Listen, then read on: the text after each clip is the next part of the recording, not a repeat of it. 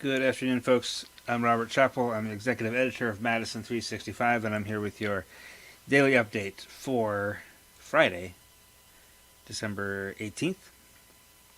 We'll have a little bit of COVID news. There's not a lot to report COVID-wise. There's always a lot to report COVID-wise, but most of everything that I have to report is exactly the same as it was yesterday, which is, in a manner of speaking, good news. That nothing has gotten terribly worse, and a few things have gotten slightly better. So we'll start there, and then I have a few other newsy items to let you in on. If you have any questions about the coronavirus or anything else, drop them in the comments, and we'll get to them as we go along here. As I mentioned, the numbers very similar to yesterday. We have about 500 fewer tests today than yesterday. And about 200 fewer cases. So anytime those two numbers correspond, that's good news, right? A couple of days ago we had fewer tests but more cases. That's bad. Fewer tests, fewer cases is okay. We'd still like to have more tests, obviously. But we did have 10,400 tests today. And we are reporting 3,235 new cases. That's a positive test rate of 31% for the day. And yesterday was 33%, so it's still these are remarkably similar to yesterday. We're still way down in testing. On a daily basis for the past 7 days, we have averaged 9,212 tests reported. Slightly higher number, actually. No, actually, that's not true. I'm sorry. This is the actual number processed. This is not the number reported. Sorry about that. 9,212 tests actually processed every day. That peaked on November 13th at 18,857. So we're less than half of that now. And it has nothing to do with testing capacity. We could still be running 19,000 tests every day. We have the lab capacity, we have the supplies, we have the testing capacity. But we don't have as people going in to get tested.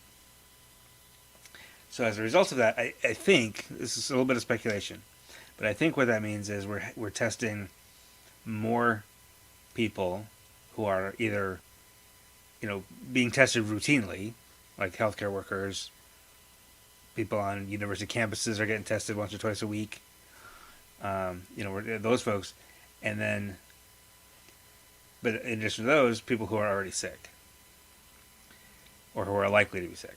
Like people who've been exposed, or people who are having symptoms. What we're not getting is the people who are just routinely I just want to be sure, who are more likely to be negative,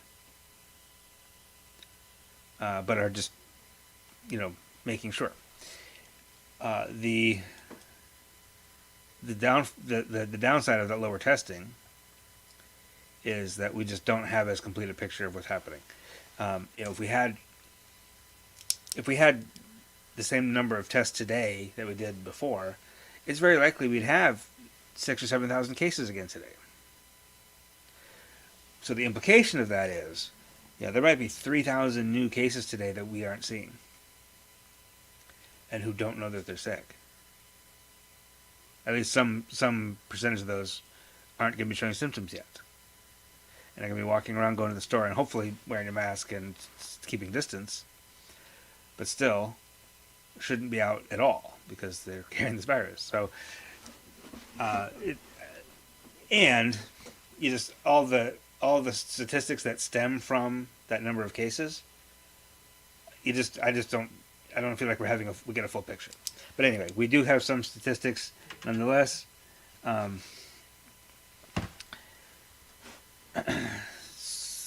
So I can tell you that our 7-day positive test rate is 27.6% of all people tested in the past 7 days were tested positive. Yesterday it was 27.8%, about the same.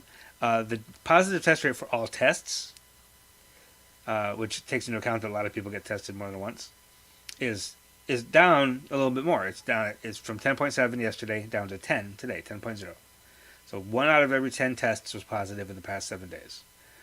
That's still really high. Okay, that should be about 3. But to see that going down is good. The number of active known cases is also down. It's just under 39,000 now. That's about 8.6% of the total. The total number of cases we've ever had is 451,676.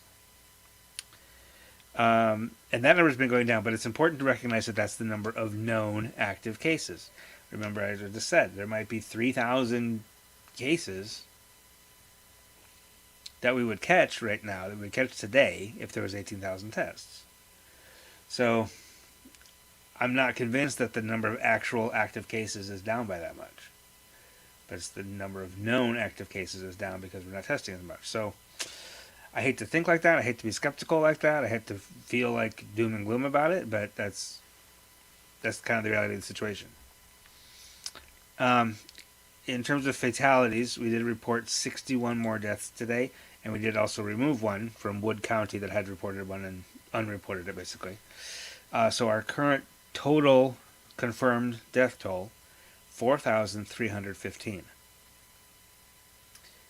We might be almost to 5,000 already, just because it takes 3 weeks to get a death reported. And our deaths reporting has been remarkably consistent for the past month, a little more than a month even. We are currently at 46.3 per day for the past 7 days, deaths reported.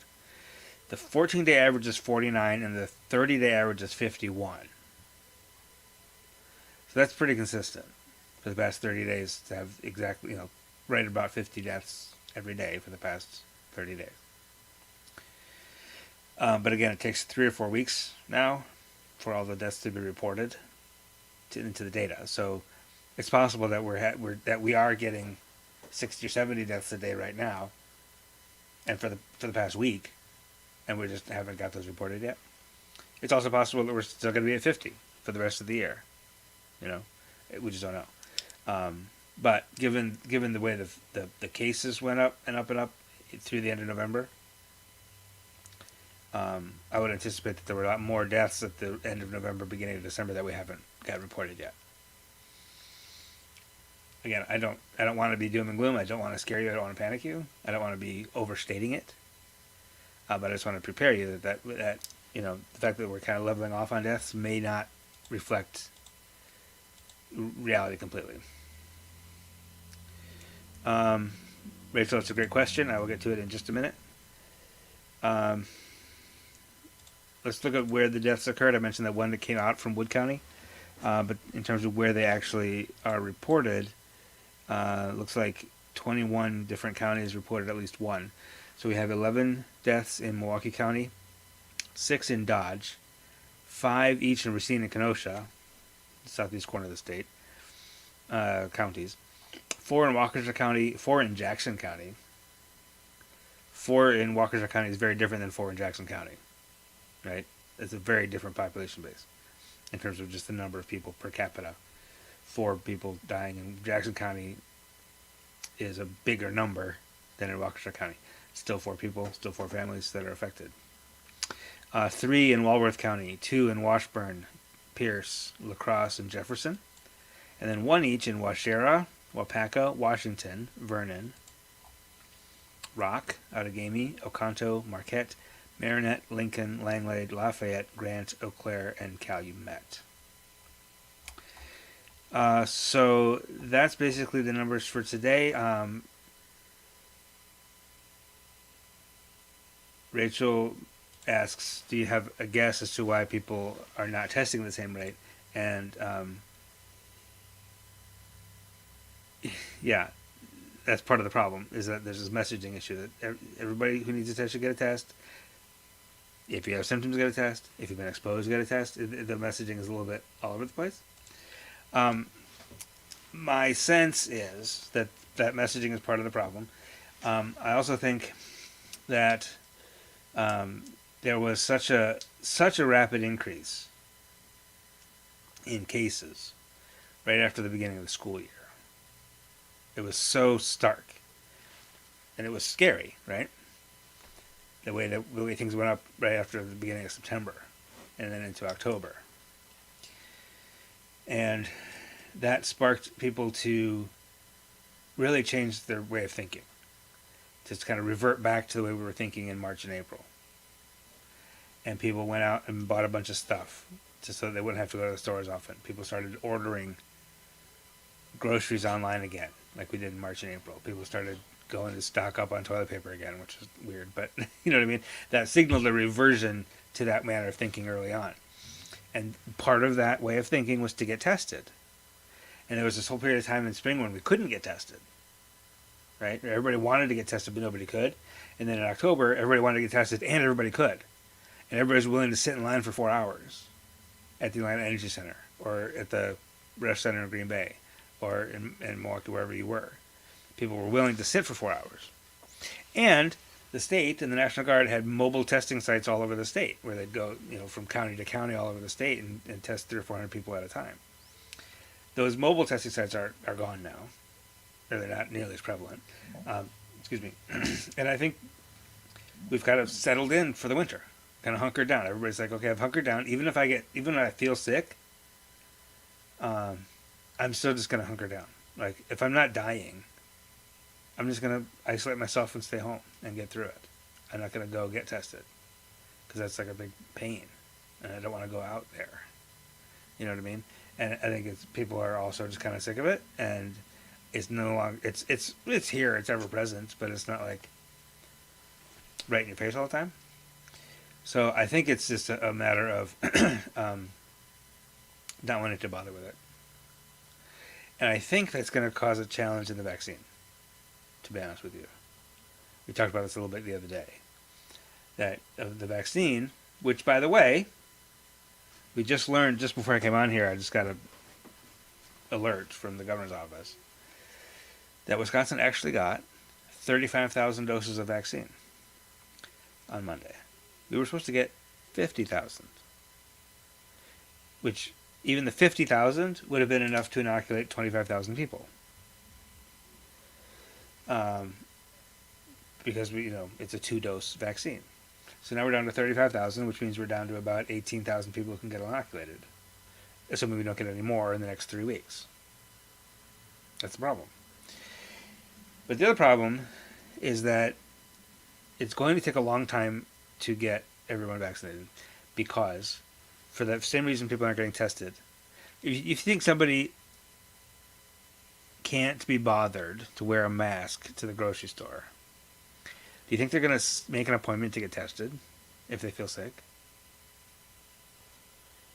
And more importantly, if that person can't be bothered to wear a mask in a grocery store, do you think they're going to make an appointment to get a vaccine? Twice. Not only that, there's a lot of people in this country, in this state, who kind of don't really pay attention to the news, who kind of just half pay attention out of the corner of their eye, right? So there's a large swath of people, and they're not stupid people. These aren't dumb people. They're just not as quite tuned into the news as you are. They're not watching this. They don't watch news on Facebook, right? But those folks are aware that there's a vaccine, and they've probably already started to ask about it. Next time they go to the doctor, they're gonna be like, I didn't hear something about a vaccine," and they're not gonna necessarily know or be aware that it is a 2-part vaccine. So there'll be a lot of people who will have sort of vaguely heard about this vaccine thing. We'll get it. We'll stop by Walgreens. They'll see a clinic. Oh, I should probably get that. Okay, fine, I'll get it. And then not get the second half, because they won't pay attention to the brochure they're given, or whatever. So I think it's going to be a significant time before we're fully, we reach that point where we've got 60 or 70% of the population vaccinated. I think it's going to be a very long haul. And I know that some health services, health systems, are planning year-long messaging campaigns to make sure this, to get this vaccine done.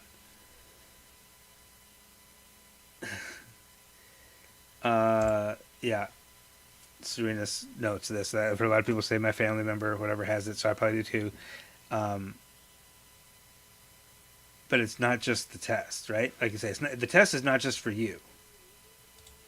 The test is not just for you. The test is for the record. The test is for me. Like, you get tested, so I know whether you have it or not. So when I report, and this is a very selfish way to think about it, but when you get tested, the data is up to date, and then I can communicate to the rest of the state, not that you personally are negative, but that there's a number of people who tested negative or positive or whatever.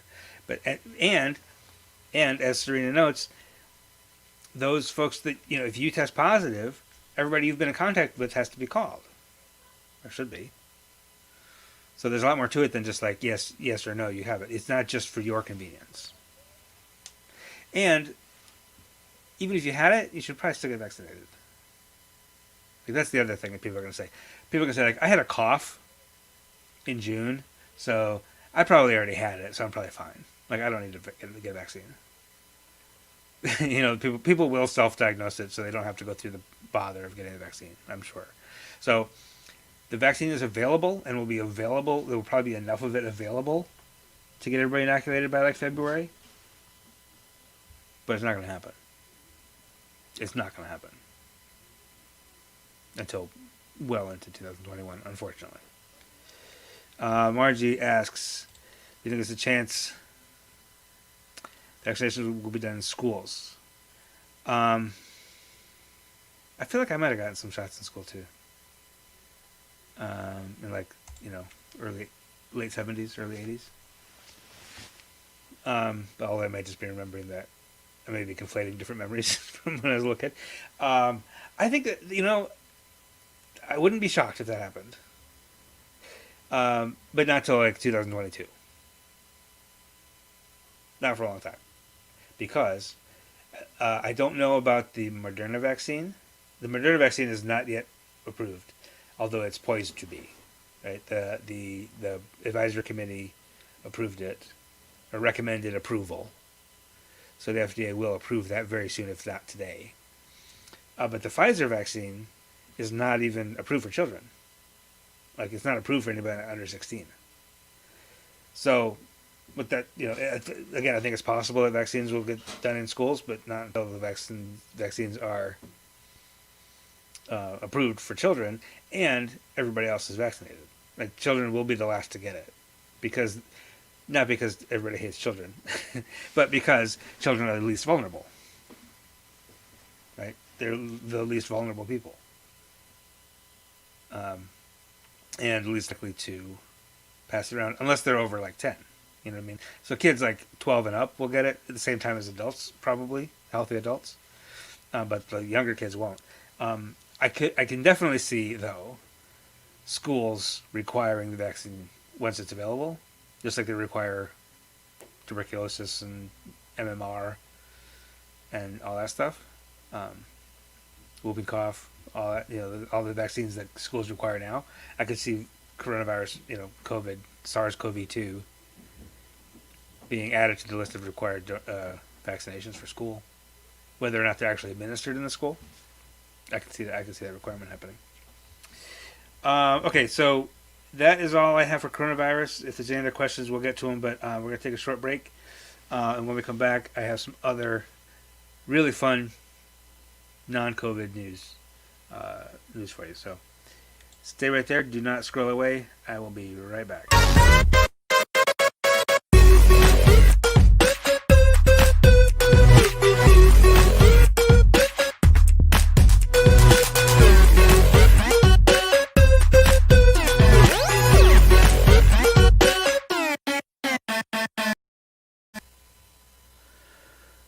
All right, so this is one of the funnest stories I've done for a while. I'm going to play a little bit of this. I don't know if you can hear this or not. This is Jollerina Sanders. She was 5'3" with the nerve to find me.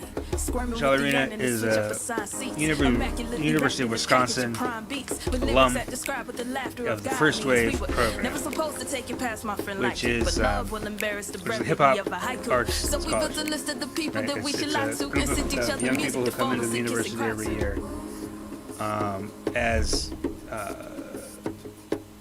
sort of in a similar way that athletes do. You have athletic talent. You come to the university to do your athletic talent, and then some of you will go pro in that sport.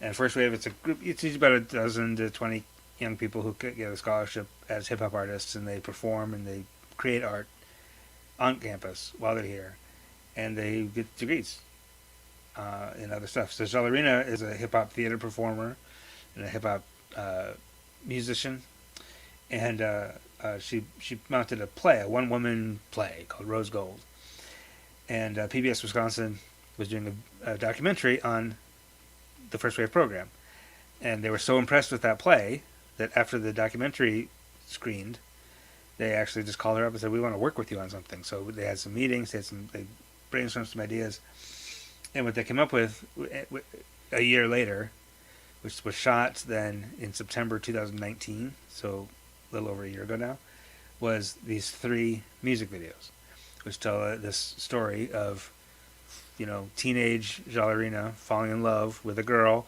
having her heart broken, having her mom find out about it, and her mom, being upset about it and mad, and then, overcoming that and reconciling and coming to terms with it and everything. And it's 3 incredible videos, incredible songs, and they released that in May of this year then.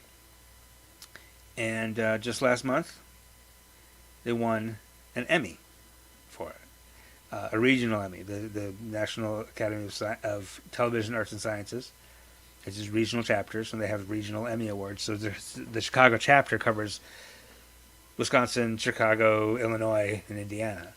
So she's up against arts programming from Milwaukee and Chicago, and other places in Madison, other TV stations in Madison, and they won the Emmy. And it's a really fun story. And I had a wonderful conversation with Jalarina, as well as some one of the producers from PBS Wisconsin. It actually, this music video series was originally going to be like a much longer, like a full-fledged, like 15-episode season was like the first thing they thought of, and then they kind of had to, we're not going to be able to do that. We just don't have the resources to do that. But now that she has this idea, and she has this video series, and she has an Emmy. She's finishing up an album, and now she's going to try to take that whole TV show idea to Netflix, HBO, ABC, whatever, and try to make it happen. So that was a really fun story. If you go to Madison365.org right now, that story is still on the front page, I think. But I will, either way, I'm going to put a link in the comments here because it's such a fun story. And I'm not trying to tell my own story here, but okay, I'm trying to tell my own story because it's a good story and it's fun to do. But I'm trying to promote her, and all 3 videos, they were nice enough to let me embed all 3 videos in the story. So if you're reading the story, you can also see all 3 videos. They're only 2.5 minutes each, but they're really worth your time. Definitely do it and listen to it. The other bit of news I'll mention today is that here in Madison, there's a glove and food drive this weekend on Sunday. One City Schools has a lot of kids, a lot of students who are underprivileged and underrepresented, whatever. So they're collecting donations of gloves, like winter gloves for the kids. So any size of kid gloves that are new, for obviously COVID reasons. We want new gloves, not used, and non-perishable food items. Drop them off at Alvarado Real Estate on Monroe Street. That's Sunday, 11 to 3. So jot that down. And one other sort of happy story. You remember Anissa Scott in Madison was a 11-year-old kid who was a victim of gun violence and died in August. And her great-grandmother also lost a brother and a nephew and her husband all in like a 3-month period. So some members of the community kind of got together and visited her and realized that her house was old and needed some attention. So something like 30 companies came together and donated stuff, and like the Concourse Hotel put her up for 2 weeks, and just so many different companies donated labor to do the floors and the painting and the furniture and the windows, and they just completely redid her house. And that reveal happened today, and Dave Dahmer from our team was there and got some pictures and some video, and it's a really nice story. I'm going to drop a link into the comments again for that. So take a look at that. And then the last thing I'll mention is I don't have on the site yet, but I will let you know because this broke just right before I was going to come on here. Madison has a new police chief. We've been without one since for over a year now, since Mike Koval sort of suddenly retired. Vic Wall has been interim chief for that period of time. The Police and Fire Commission have voted to offer Dr. Sean Barnes the job. He is currently the Director of Training and Professional Development for the Civilian Office of Police Accountability in Chicago. He was the Blacks for Political and Social Action, was a local sort of group here in Madison, endorsed his candidacy. He was the only black finalist. Although the newly formed Civilian Oversight Board wanted Ramon Batista, who is a much more seems to be, I don't know, I haven't talked to these guys, but who is presented as much more reform minded, and actually resigned from his job in Mesa, Arizona, because the police union was pushing back against the reforms he was trying to make. So that he was the Black Leadership Council, Urban Triage, the Community Response Team, and the Civilian Oversight Board all wanted Batista. So the Civilian Oversight Board, if you don't know, just came into being in September after 5 years of wrangling. Right, this has been a long time coming. It's going to work alongside the PFC, the Police and Fire Commission.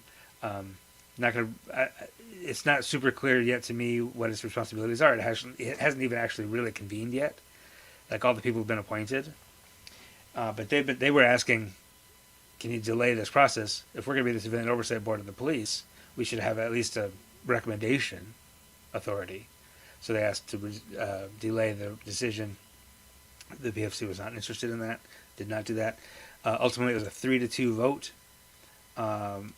with Commissioners Gunlock and Fabiola Hamden voting for Batista, and the other three voting for Sean Barnes. So we will have more information about that. I'm going to post something just with a bit more detail as soon as I'm done here. But we'll, that's always a process so that they go back and forth, and he may or may not even take the job, but when he starts to move here and get acclimated to Madison, we will definitely interview him. I might have him on this show. We'll have him on a Real Talk show. We'll have him on the podcast. We'll get to know him and go from there. So that is what I have for you today. I hope you appreciate a little good news there. I hope you have a wonderful weekend, and I'll be back. I will very likely, I'll have an update tomorrow and Sunday as well.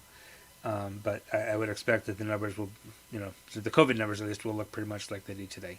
So the weekend updates might be a little bit on the brief side, but that's okay.